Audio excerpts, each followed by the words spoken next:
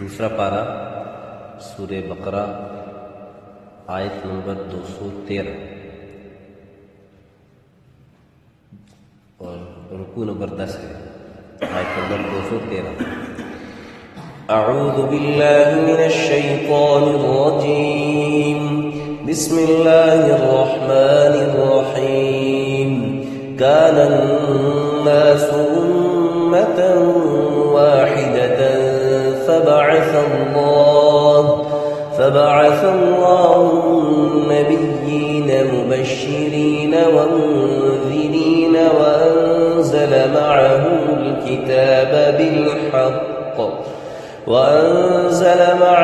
الكتاب بالحق ليحكم بين الناس فيما اختلفوا فيه وما اختلف فيه إلا الذين أوتوه من بعد ما جاءتهم البينات بغيا بينهم فهدى الله الذين آمنوا لما اختلفوا فيه من الحق بإذنه والله يهدي من يشاء إلى صراط مستقيم. أم حسبتم أن تدخلوا الجنة ولما يأتكم مثل الذين خلوا من قبلكم مستهم البأساء والضراء وزلزلوا حتى يقول الرسول والذين آمنوا معه متى نصر الله ألا إن نصر الله قريب. صدق الله العظيم. کان الناس تھے سب لوگ امتن واحدتن ایک ہی دین پر. فبعث اللہ النبیین پھر بھیجے اللہ تعالیٰ نے پیغمبر مبشرین خوشخبری سنانے والے ومنذرین اور ڈرانے والے وانزل معہم الکتاب اور ان کے ساتھ کتاب بھیجی بالحق حق کے ساتھ لیحکم بین الناس تاکہ فیصلہ کرے لوگوں کے درمیان فیما اختلفوا فیہ جس میں وہ جھگڑتے ہیں. جس بات میں وہ جھگڑا کرے تو انبیاء حق کے ساتھ ان کے درمیان فیصلہ کریں. وما اختلف فیہ اور اب اس بات کا مزید تفصیل بیان کی جا رہی ہے کہ اختلاف کس نے کیا. تو کہا اختلاف نہیں کیا، جھگڑا نہیں ڈالا اس کتاب میں الا الذین اوتوہ مگر انہی لوگوں نے جن کو کتاب ملی ہوئی تھی من بعد ما جاءتهم البینات بعد اس کے جو ان کے پاس صاف حکم پہنچ چکے بغیا بینہم آپس کی ضد کی وجہ سے فہد اللہ الذین آمنوا تو بس ایمان والوں کو اللہ تعالیٰ نے ہدایت دی لما اختلفوا فیہ من الحق اس سچی بات میں جس میں وہ اختلاف کرتے تھے بإذنہ اپنے حکم سے. اللہ تعالیٰ فرماتے میں نے ان کو ہدایت دی. اللہ یہدی من یشاء اور اللہ تعالیٰ ہدایت دیتا ہے جس کو چاہے الی صراط المستقیم سیدھے راستے کی طرف. ام حسبتم کیا تم کو یہ خیال ہے ان تدخلوا الجنت کہ تم جنت میں چلے جاؤ گے ولما یأتکم اور حال یہ کہ تم پر نہیں آئیں گے مثل الذین خلوا من قبلکم اس طرح کے حالات جو تم سے پہلے گزرے ہوئے لوگوں پر آئے ہیں. مستہم البأساء پہنچی ان کو سختی والضراء اور تکلیفیں وزلزلوا اور جھڑجھڑائے گئے جھٹکے زلزلے حتی یقول الرسول یہاں تک کہ رسول بھی کہنے لگے والذین آمنوا معه اور اس کے ساتھ ایمان والے بھی کہنے لگے متی نصر اللہ اللہ کی مدد کب آئے گی. الا سن رکھو ان نصر اللہ قریب کہ اللہ کی مدد بالکل قریب ہے. گزشتہ سبق میں اللہ تعالیٰ نے جو آخری آیت گزری ہے زُيِّنَ لِلَّذِينَ كَفَرُوا الْحَيَاةُ الدُّنْيَا اس میں اس بات کا تذکرہ تھا کہ دنیا کافروں کے لیے مزین کر دی گئی اب کافر دنیا کے پیچھے چلیں گے. اب دنیا کے پیچھے چلنے کے باوجود اب مسلمان ناجائز کام کر رہا ہے، اس کا نقصان ہو رہا ہے. کافر ناجائز کام کر رہا ہے، اس کا نقصان نہیں ہو رہا. وہ کہہ رہا ہے دیکھو اگر میں غلط ہوتا تو پھر میرا نقصان کیوں نہ ہوتا. اس بات کی دلیل ہے کہ میں ٹھیک ہوں.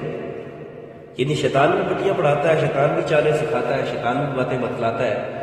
تو یہ اس طریقے سے ورغلاتا تھا شیطان اور کہتا تھا دیکھو اگر تم جھوٹے ہوتے تو پھر تم سے دنیا اللہ نہ چھین لیتا. کہ یہی لوگ تو کہتے ہیں تمہیں کہ دنیا دینے والا کون ہے؟ اللہ ہے. تو پھر جو نافرمان ہے اس کو کوئی دیتا ہے؟ یہ نہیں، پٹیاں شیطانوں کو پڑھا دیتے کافروں کو. تو اس لیے اس بات کی دلیل ہے کہ تم ٹھیک ہو.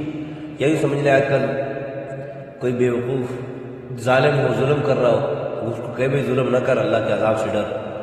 اب ظلم کر رہا ہے، اس کے باوجود اللہ کا عذاب اس پر نہیں آ رہا، اللہ کی پکڑ میں وہ نہیں آ رہا، کھلم کھلا عذاب پھر رہا ہے. تو وہ یہ سمجھ بیٹھے ہیں کہ میں ظلم تو کر رہا ہوں لیکن اس کے باوجود اللہ کی طرف سے عذاب نہیں آ رہا، اس کا مطلب یہ ہے کہ میں ٹھیک ہوں.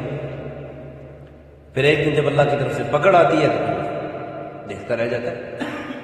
تو یہ دنیاوی طور پر کافر بھی اسی طرح کرتے. تو ان کا یہ جواب دیا کہ والذین اتقوا فوقهم یوم القیامہ. تم کیسی باتیں کرتے ہو؟ کامیابی ناکامی کا معیار دنیا نہیں ہے. کامیابی ناکامی کا معیار اللہ کی رضا ہے، اللہ کی اتباع ہے، اطاعت ہے. جو جتنی اطاعت میں آگے ہے وہ اتنا زیادہ کامیاب ہے، جو جتنی اطاعت میں پیچھے ہے، اتباع میں پیچھے ہے، وہ اتنا زیادہ ناکام ہے. ایک غریب ہے، کھانے کے لیے کچھ نہیں ہے، لیکن اس کے باوجود اگر اس کے پاس ایمان کی طاقت موجود ہے اور اللہ کا حکم پورا کر کے وہ سوتا ہے. پلنگ پر سونے والا بھی تو انسان ہے، لیکن ایک فٹ پاتھ پہ سونے والا بھی انسان ہے. اگر پلنگ پہ سونے والا، نرم نرم گدوں پر سونے والا اللہ کا حکم پورا کر کے سو رہا ہے، یہ کامیاب ہے. اور اسی طرح اللہ کے نافرمانی کر کے اگر سو رہا ہے تو یہ ناکام ہے. اور یہی معاملہ یہ نہیں ہے کہ غریب اگر گناہ کرے تو اس کے لیے گناہ نہیں ہے. آج عام طور پر بیان یہ کیا جاتا ہے کہ مالدار پلنگوں پہ سونے والے نہ اس میں کامیابی نہ سمجھے، بلکہ یہ فقیر یہ کامیاب ہے. نہیں، ایسی بات نہیں ہے. اگر مالدار اپنی مالداری کی حالت میں اللہ کو راضی کر کے زندگی گزار رہی ہے، کامیاب ہے. اس پر اللہ کے دگنی انعامات ہیں اس پر اللہ کے، کہ اللہ نے دنیاوی اعتبار سے وسعت دے دی اور آخرت میں بھی اس کے لیے انعامات ہیں. اس لیے کامیابی ناکامی کا معیار مالداری نہیں ہے. یہی سمجھ لے کہ کوئی آدمی یہ نہیں سمجھ سکتا، یہ نہ کہے کہ کوئی مالدار ہے تو وہ کامیاب نہیں ہو سکتا، مالدار ہے تو وہ دیندار نہیں ہو سکتا. نہیں، مالداری کی حالت میں بھی دینداری ہو سکتی ہے. حضرت عثمان رضی اللہ تعالیٰ عنہ کیا مالدار نہیں تھے؟ کتنا اللہ کی راہ میں اللہ کے حبیب صلی اللہ علیہ وسلم پر مال لٹاتے تھے. لیکن کیا خیال ہے، حضرت عثمان رضی اللہ تعالیٰ عنہ کامیاب نہیں ہے؟ جو ان کو ناکام کہے وہ خود ناکام ہے. اس لیے میرے بھائیو دوستو، کامیابی ناکامی کا معیار اس آیت میں اللہ یہ سبق دے رہے ہیں، کامیابی ناکامی کا معیار دنیا نہیں ہے. کامیابی ناکامی کا معیار وہ اعمال صالحہ ہے. اگر اعمال صالحہ ٹھیک ہے، غریب ہے تو کامیاب، مالدار ہے تو کامیاب، ایمان مضبوط ساتھ ہے، مضبوط ایمان ساتھ ہے، اللہ پر ایمان ساتھ ہے، مال ہے تو بھی کامیاب، نہیں ہے تو بھی کامیاب.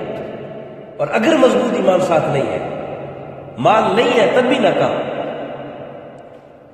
بلکہ دگنی ناکامی ہے کہ دنیا میں بھی خسرت دنیا والآخرہ، دنیا میں بھی نہ ویسے ہی پھرتا رہا اور آخرت بھی برباد کر بیٹھا. اس لیے کامیابی ناکامی کا معیار اللہ تعالیٰ والذین اتقوا فوقهم یوم القیامہ. یہ جو کامیابی کے اور مالداری کے غرور کے اندر اللہ کی نافرمانی کر رہے ہیں، اللہ فرما رہے ہیں یہ جو تقوی والے ہیں قیامت کے دن تم سے اوپر ہوں گے. کہا واللہ یرزق من یشاء بغیر حساب. دنیا کی تو اللہ کے ہاں کوئی قدر ہی نہیں، کوئی قیمت ہی نہیں ہے. حدیث میں آتا ہے جس کا مفہوم ہے اگر دنیا کی قدر و قیمت اللہ کے ہاں ہوتی تو ایک کافر کو ایک گھونٹ پانی نہ پلاتا. کافر کو اللہ کے ہاں دنیا کی قدر و قیمت نہیں ہے. جس کو اللہ چاہتا ہے دے دیتا، جس کو چاہتا ہے نہیں دیتا۔ اب یہ بات نہیں ہے کہ جو کافر ہوگا وہ مالدار ہمیشہ مالدار ہوگا، کیا خیال ہے کافروں میں وہ نہیں ہے، غریب نہیں ہے، ہم سے کہیں زیادہ غریب بھی ہے کافروں میں، تو ان پر وہ قابل رحم ہے، قابل ترس ہے کہ دنیا کے اندر بھی غربت کی زندگی گزار رہے ہیں، اور آخرت میں بھی بیچارے ایمان کے بغیر چلے گئے تو آخرت میں بھی ان کی بربادی ہوگی۔ اور پھر آج کے سبق میں فرمایا کہ یہ لوگ جتنے بھی لوگ ہیں آدم علیہ السلام سے لے کر آدم علیہ السلام سے سب ایک ہی دین پر تھے، کوئی دین کے اندر رفلا کوئی اختلاف نہیں۔ پھر جب اختلاف آیا تو اللہ تعالیٰ نے انبیاء اکرام علیہ الصلوۃ والتسلیمات کو بھیجا، اختلاف آتا نبی بھیجتے، نبی ان کو حق کی بات بتلاتے۔ اب نبی کے ساتھ بعض انبیاء کے ساتھ کتابیں بھی آتی، کتاب بھی بھیجتے اور ان کو بتلاتے کہ یہ حق ہے، یہ ٹھیک ہے، یہ غلط ہے۔ جب ان کو جو اس نبی کی بات کو مان لیتے وہ تو کامیاب ہو جاتے، جو اس نبی کی بات کو نہیں مانتے وہ ناکام ہو جاتے۔ اور بعض قوموں پر تو یہ ہوتا کہ نبی کی بات کی نافرمانی کی، اللہ کی طرف سے عذاب آیا، سارے کے سارے ہلاک،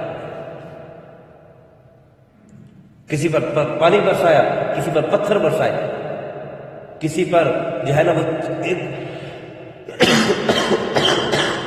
چیخ کے ذریعے ہلاک کر دیا، کسی پر ہوا کو مسلط کر دیا، زمین سے اٹھایا، پٹخ آپس میں پٹخایا، نیچے گرایا، ہلاک کر دیا، کسی پر جوؤں کا عذاب ہے۔ یہ سب کس لیے؟ انہوں نے اللہ کی نافرمانی کی۔ کیا ایک جگہ پر اللہ تعالیٰ ان سارے عذابات کو تذکرہ کر کے یہ اس لیے کہ انہوں نے نافرمانی کی، یہ ظالم تھے، انہوں نے اپنے آپ پر ظلم کیا، اللہ نے ان پر ظلم نہیں کیا۔ تو شروع میں یہ تھا کہ سارے ایک ہی دین پر تھے، امت واحدہ تھے۔ پھر جب اختلاف ان میں آیا تو اللہ تعالیٰ نے انبیاء کرام علیہ الصلوۃ والتسلیمات کو بھیجا۔ اب نبی کا کیا کام ہے؟ نبی کے دو کام ہیں۔ ایک تو اللہ مبشرین کا مطلب یہ ہے کہ اللہ کے احکامات مان کر چلنے پر جو انعامات ملیں گے وہ بتلانا، اور منذرین کا کیا مطلب ہے کہ اللہ کا حکم نہ ماننے پر جو عذاب ہے اس کو بتلانا کہ یہ مانو گے تو یہ ملے گا، نہیں مانو گے تو یہ ملے گا۔ ماننے کا نتیجہ بھی بتلا رہے، نہ ماننے کا نتیجہ بھی بتلا رہے کہ ماننے کی صورت میں تمہیں یہ ہوگا، تمہارے ساتھ یہ معاملہ ہوگا کہ تم کامیاب ہوگے، اور نہ ماننے کی صورت میں یہ ہوگا کہ تم ناکام ہوگے۔ مبشرین اور منذرین کے مبشرین خوشخبریاں سنانے والے کہ اللہ کی اطاعت میں زندگی گزارو گے تو اللہ تعالیٰ کی طرف سے تمہارے لیے بھی خوشخبریاں ہوگی۔ اور وَأَنزَلَ مَعَهُ الْكِتَابَ بِالْحَقِّ، اس سے مراد وہ کتابیں ہیں جو انبیاء علیہ الصلوۃ والتسلیمات کے ساتھ اتری ہیں، صحائف بھی سے مراد ہے جو مختلف انبیاء کے نام پر، حضرت ابراہیم علیہ السلام وغیرہ پر صحائف بھی اترے ہیں۔ پھر کہا کہ کتابیں ان کی ذریعہ کیا، لِيَحْكُمَ بَيْنَ النَّاسِ فِيمَا اخْتَلَفُوا فِيهِ، تاکہ اللہ کے حکم سے اللہ کے حق۔ اور پھر ایک بات ایک رہے گی، وَأَنزَلَ مَعَهُمُ الْكِتَابَ بِالْحَقِّ، کتابیں حق اور سچ کے ساتھ بھیجی تھی۔ کوئی یہ نہ کہے کہ تورات اور زبور جو آج کی جس شکل میں موجود ہے یہ کوئی اللہ کی طرف سے، اللہ کی طرف سے نہیں ہے، اس کے اندر تبدیلی کی گئی ہے، ان کے اندر کیا کی گئی ہے؟ تبدیلی کی گئی ہے۔ ہاں وہ نام تو اسی کتاب کا موجود ہے جو اللہ کی طرف سے نازل ہوئی تھی، کیونکہ اللہ نے ان کی حفاظت کا ذمہ نہیں لیا تھا، قرآن مجید کی حفاظت کا اللہ نے خود ذمہ لیا، اس کے اندر کوئی تبدیل جتنی مرضی کوشش کر لے کوئی تبدیل نہیں لا سکتی۔ آپ تاریخ پڑھیں کئی بڑی بڑی لائبریریاں، بڑے بڑے کئی ہزاروں کی شکل میں قرآن مجید کے نسخے وہ جلائے گئے، ان کو دریاؤں میں ڈالا گیا، سمندروں میں ڈالا گیا، لیکن اس کے باوجود کیا خیال ہے قرآن مجید میں کمی آئی کہ نہیں؟ پہلے تو یہ تھا وقت بڑھتا جا رہا ہے، حفاظ کی تعداد الحمدللہ بڑھتی جا رہی ہے، جو وقت بڑھتا جا رہا ہے آپ تھوڑے سے پیچھے چلے جائیں، 15 سال 10 سال 15 سال پیچھے چلے جائیں، حفظہ ملتے ہی نہیں تھے۔ اور آج کیا کیفیت ہے؟ آج یہ کیفیت ہے کہ ایک مسجد ہوتی ہے اس میں 10 امیدوار ہوتے ہیں سنانے کے۔ پہلے کیا ہوتا تھا، ایک حافظ صاحب ہوتے تھے، اس نے اس جگہ بھی ختم قرآن کرنا ہے، دوسری جگہ بھی لوگ انتظار کرتے تھے، تیسری جگہ بھی لوگ انتظار کرتے تھے۔ مردان میں ہمارے پختون بھائیوں کے ہاں تو اب بھی یہ رواج ہے کہ 5-6 دنوں میں ایک جگہ ختم قرآن کیا، دوسری جگہ ختم قرآن کیا، تیسری جگہ ختم قرآن کیا، کیونکہ مسجد میں تو جگہ ہے نہیں ہے، تو ایک گھر میں دوسرے گھر میں تیسرے گھر میں تیسرے گھر میں جو بڑھتے گئے، جو وقت گزرتا گیا اللہ نے حفاظ کی تعداد بھی بڑھاتی گئی۔ جو کیوں؟ اللہ نے اس کی حفاظت کا ذمہ لیا۔ تو یہ جو کتابیں نازل ہوئی تھی یہ حق کے ساتھ نازل ہوئی تھی، اور انبیاء کرام علیہ السلام تسلیمات جو فیصلہ کرتے تھے اس کتاب کے ذریعے وہ حق کے ساتھ کرتے تھے، طرفداری والا فیصلہ نہیں کرتے تھے۔ چاہے فیصلہ کافر کے حق میں ہی کرنا پڑے لیکن طرفداری والا نہیں کرتے تھے، طرفداری والا نہیں کرتے تھے۔ اس لیے حضرت داؤد علیہ السلام کو باقاعدہ اللہ تعالیٰ نے کہا بھی کہ لِيَحْكُمَ بَيْنَ النَّاسِ بِالْحَقِّ، کہ حق کے ساتھ فیصلہ کرتے تھے۔ اور پھر کافی مختلف ہوئی، جس بات میں وہ جھگڑا کرتے تھے، اختلاف کرتے تھے، اس بات میں حق طریقے سے فیصلہ کرتے۔ اچھا، پھر یہ بتلا دیا کہ اختلاف انہوں نے کیوں کیا، جنہوں نے اختلاف کیا کیوں کیا؟ کہا اختلاف اس وجہ سے نہیں کیا کہ ان کو پتہ نہیں تھا، وہ لا علم تھے، علم والے تھے جو اختلاف کرنے والے تھے، ان کو پتہ تھا کہ ہم غلط کر رہے ہیں۔ یہ نہیں کہ ان کو نہیں پتا تھا کہ ہم غلط کر رہے ہیں یا ٹھیک کر رہے ہیں، نہیں، ان کو پتا تھا۔ کیوں؟ ان کے پاس پہلے کتاب آ چکی تھی، پہلے کتاب ان کے پاس آ چکی تھی، وہ حق اور سچ کو جانتے تھے، پہچانتے تھے، لیکن کس وجہ سے اختلاف کرتے تھے؟ بغیم بینہم، ضد اور اناد کی وجہ سے، ضد اور اناد کی۔ حق ان پر واضح ہو چکا تھا، حق کو وہ جانتے تھے، لیکن اس کے باوجود اختلاف کرتے تھے۔ پھر اللہ تعالیٰ نے کہا فَهَدَى اللَّهُ الَّذِينَ آمَنُوا لِمَا اخْتَلَفُوا فِيهِ، بہت سارے ایسے جو ایمان والے تھے نا ان کے دلوں میں کافروں نے شکوک و شبہات ڈالے تھے، جس کی بنا پر وہ اختلاف کرتے تھے، لیکن اللہ تعالیٰ نے ان کو ہدایت دی کیونکہ سچے تھے، حق کے سچے طالب تھے۔ اللہ تعالیٰ نے ان کو ہدایت دی اور سیدھا راستہ ان کو دکھایا۔ واللہ یہدی من یشاء الی صراط مستقیم، اور اللہ تعالیٰ جس کو چاہتا ہے سیدھے راستے کی طرف اس کی رہنمائی کرتا ہے۔ اس لیے پہلے بھی عرض کر چکا ہوں، اللہ سے اپنی دعاؤں کے اندر یہ دعا مانگنی چاہیے، اللہم ارنا الحق حقا وارزقنا اتباعہ وارنا الباطل باطلا وارزقنا اجتنابہ۔ اللہ ہمیں حق دکھا دے، ہمیں حق دکھا دے اور اس کی اتباع نصیب فرما، اور اللہ ہمیں باطل بھی واضح کر دے، ہمارے سامنے باطل بھی دکھا دے، باطل کو باطل بنا کے دکھا دے، حق کو حق دکھا دے اور باطل کو باطل اللہ ہمیں دکھا دے، اور اس باطل سے ہمیں بچا، ہمیں اسے پناہ نصیب فرما، اجتناب نصیب فرما۔ تو جو ایمان والے تھے، سچے طالب تھے حق کے، اللہ تعالیٰ نے ان کو ہدایت دے دی۔ واللہ یہدی من یشاء، جس کو اللہ چاہتا ہے ہدایت دیتا ہے، کسی کے قبضے میں، کسی کے اپنے۔ یہ نہیں اس بات کی دلیل ہے کہ کوئی ایمان والے ہیں، آج ہم درس قرآن میں بیٹھے ہوئے باجماعت نماز پڑھی ہے، یہ ہمارا کمال نہیں، یہ اللہ نے ہمیں ہدایت دی ہے۔ کس نے دی ہے؟ توفیق اللہ نے دی ہے، ورنہ انسان کے بس میں ہوتا تو انسان یہ نہیں کر سکتا۔ ہماری مرضی کے مطابق ہمارے گھر میں کوئی آ سکتا ہے، جس کہ ہماری مرضی نہ ہو تو کوئی زبردستی ہمارے گھر میں نہیں آ سکتا، اور پھر آنا، پھر اتنی دیر بیٹھنا، یہ اللہ کی مرضی، اللہ کی طرف سے رحم و کرم اور شفقت ہوئی، اللہ نے ہمیں توفیق دی اس کی۔ اور پھر اس کے بعد چونکہ مسلمانوں پر اللہ کی تعالیٰ، پہلے آپ نے دوسرے پارے میں پڑھا تھا کہ یا ایھا الذین آمنوا استعینوا بالصبر والصلاۃ ان اللہ مع الصابرین، پھر اس کے بعد وَلَنَبْلُوَنَّكُمْ بِشَيْءٍ مِّنَ الْخَوْفِ وَالْجُوعِ وَنَقْصٍ مِّنَ الْأَمْوَالِ وَالْأَنفُسِ وَالثَّمَرَاتِ، پھر نقصان ہو ازماؤں میں خصوصی مفہوم یہ۔ اب آزمائش کے اندر زیادہ سختی بھی ہو سکتی ہے، کم سختی بھی ہو سکتی ہے، چھوٹی آزمائش بھی ہو سکتی ہے، بڑی آزمائش بھی ہو سکتی ہے۔ ایمان والے کا کام کیا ہے؟ اس پر ثابت قدم رہے، اس میں اس کا ایمان نہ ڈگمگائے۔ اور اللہ تعالیٰ نے مثال یہ دی کہ تم کیا سمجھتے ہو تم ویسے ہی جنت میں چلے جاؤ گے کہ تم سے پہلے انبیاء گزرے، ان پر ایمان لانے والے گزرے، ان پر اتنی سخت تکلیفیں آئیں، اتنی سخت تکلیفیں آئیں کہ انبیاء کہنے پر بھی مجبور ہو گئے، حتی یقول الرسول والذین آمنوا معہ، انبیاء اور رسول کہنے پر مجبور ہو گئے اللہ کی مدد کہاں ہے؟ ایمان والے کہنے لگے اپنے نبی سے کہ آپ جو کہہ رہے تھے اللہ کی مدد آئے گی، کہاں اللہ کی مدد؟ کیا ہم حق پر نہیں ہیں؟ کیا ہم آپ کو نبی نہیں مانتے؟ کیا آپ نبی پر حق نہیں ہیں؟